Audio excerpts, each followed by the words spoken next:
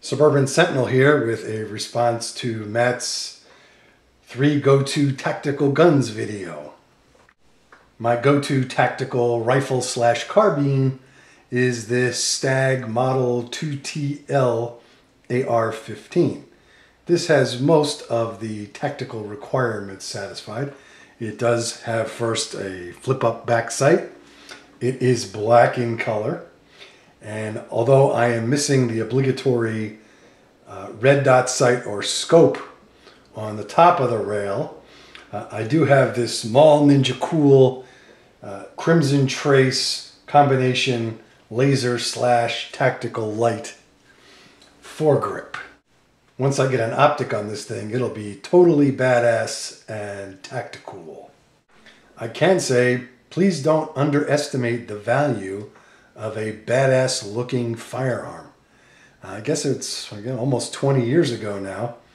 My wife and I lived in a different house just outside the city, and some of the locals decided they were going to have a protest march in support of the Rodney King marches and riots.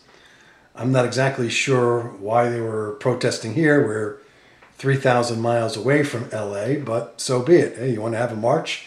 First Amendment, that's cool. I got no problem with that. But anyway, they were going to march not through the city, but through the adjacent suburbs. And my wife and I lived on Main Street in the next town over, and our house was right on the planned parade route.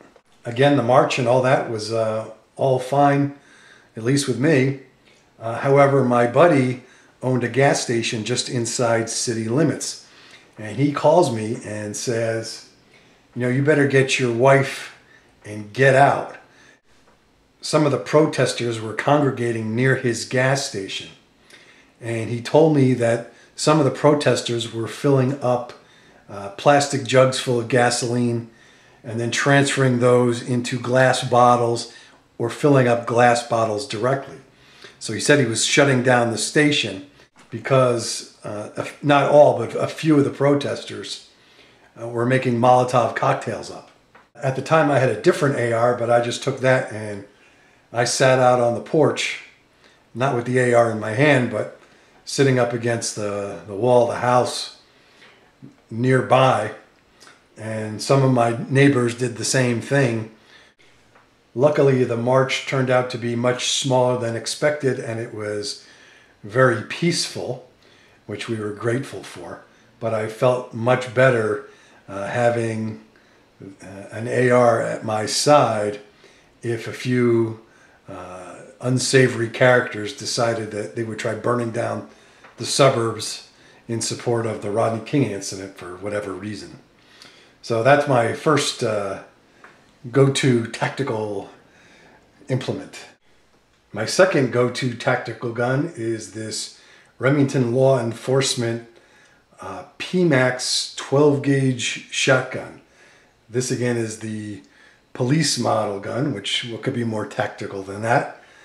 You got ghost ring sights, you got a pistol grip, and of course the piece de la resistance is this Surefire tack light in the front. I've heard more than a few people say that if an intruder hears a 12 gauge being racked, they'll just run away. I really don't believe that.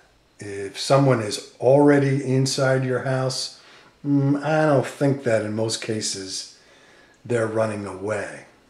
Although a scary looking AR might have a psychological effect under the right circumstances, if an intruder is already in the house, there's no psychological component to it as far as I'm concerned. If an intruder hears this shotgun being racked, that means I missed the first time. My third tactical go-to gun is from a relatively new manufacturer called CAT Industries. And they make a 9mm pistol caliber carbine that's disguised as a common house cat.